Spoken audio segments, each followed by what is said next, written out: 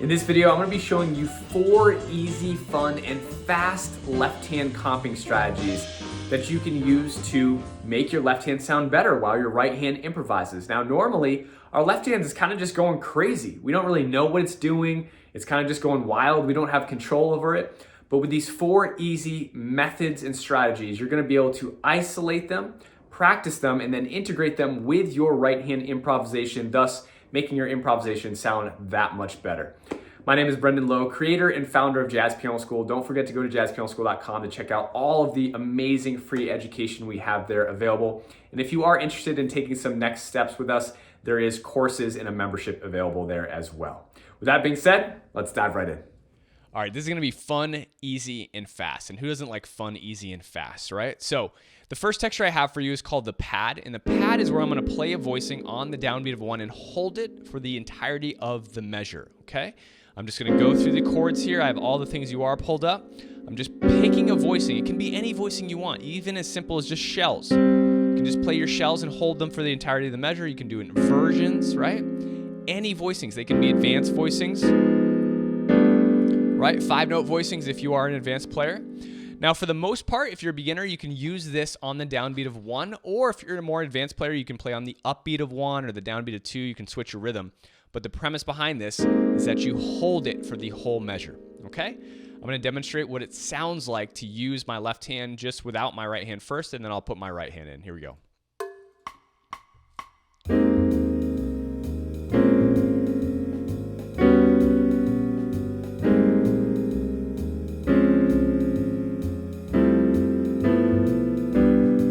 Super simple, right? All I'm doing is just playing voicings and holding them, right?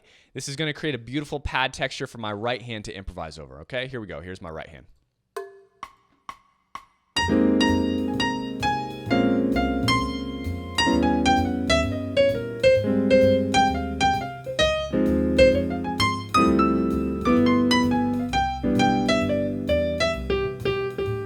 Right? Gorgeous, gorgeous textures. My right hand's doing some improv over top of my left hand, and my left hand just holding on the voicings, right? Just holding on the voicings. So that's going to be texture number 1. Texture number 2 is what I call the conversation. Now, the conversation is where your right hand and your left hand are never playing at the same time. They're always responding to each other. So your left hand can start by doing maybe a comping rhythm, and then your right hand would solo, or your right hand can play an improvisational phrase and your left hand can respond. Now, it doesn't matter how many measures you choose to do this, but I'd recommend when you do practice this, choose a set number of measures. So maybe say, okay, I'm going to improvise for 2 measures, and then my left hand's going to comp for 2 measures. And then I'm going to improvise for 2 measures, then my left hand's going to comp for 2 measures, okay? So it really doesn't matter. Right now, let's say I will do 1 measure each to demonstrate this so you can hear what the conversation sounds like. Okay, here we go.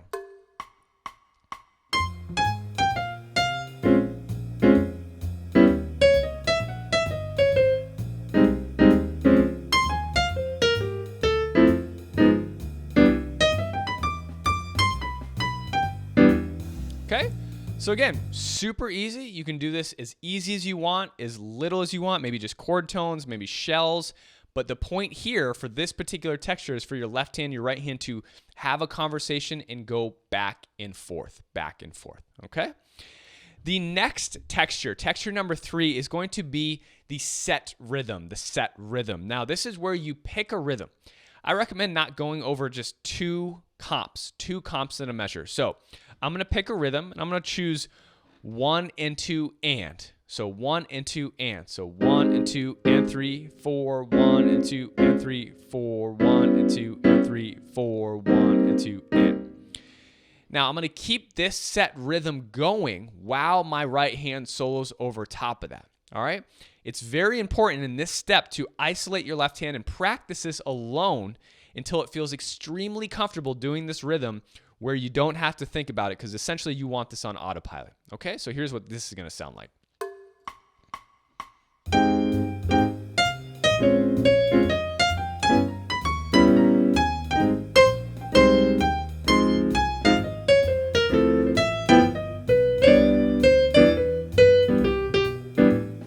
Okay, just like that.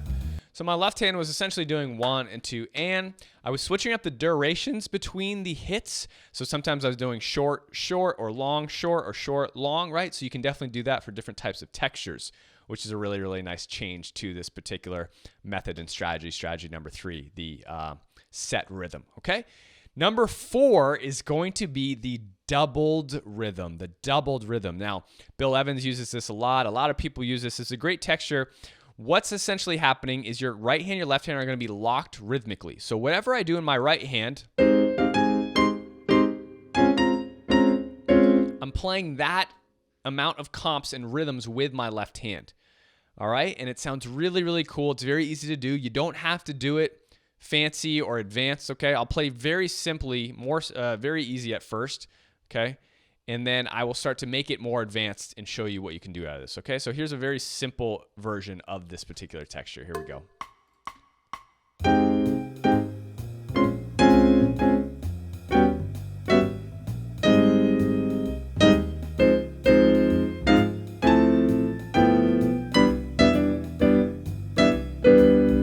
Okay, very easy, right? So I was just essentially any rhythm that my right hand was doing, my left hand was doubling, okay?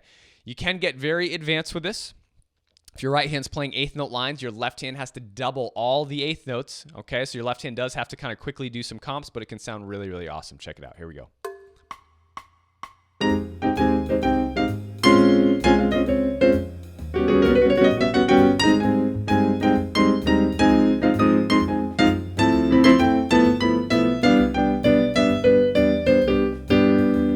Right? So you're kind of doubling as quickly as possible, right? Moving through all the different types of voicings. And again, if you do want to try to attempt to kind of do some faster lines, right?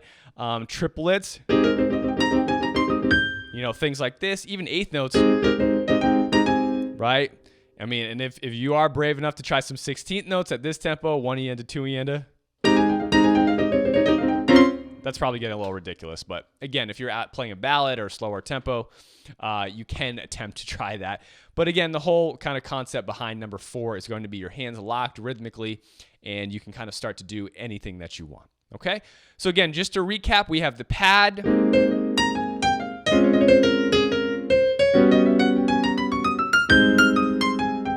Right? Just playing voicings. Just playing voicings and holding them. Okay, we have the conversation where your left hand and your right hand are never playing together.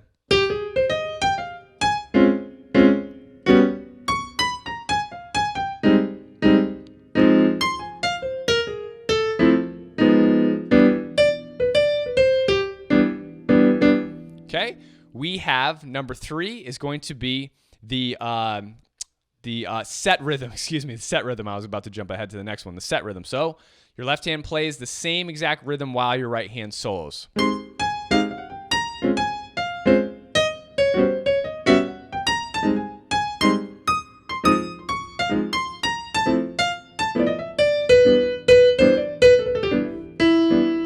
Okay, and then finally we have the doubled rhythm where your right hand and your left hand are together.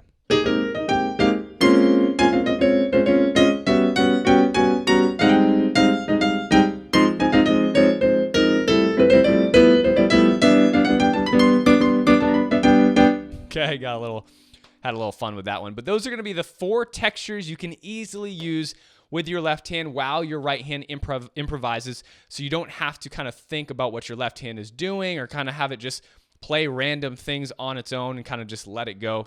Hopefully you practice those and integrate them. Hope you guys enjoyed, and I'll talk to you soon. All right, well, I hope you guys enjoyed that episode. Don't forget to go to jazzpianoschool.com to check out all of our free, amazing education, all of the free podcast blogs. We do have a membership if you're looking to take a next step forward with us, get access to over 1,000 different jazz piano videos, playbooks, mini courses, a main course curriculum, success path, and so much more. If you have any questions, feel free to email us at support@jazzpianoschool.com. I hope you have a wonderful day, and as always, happy practicing.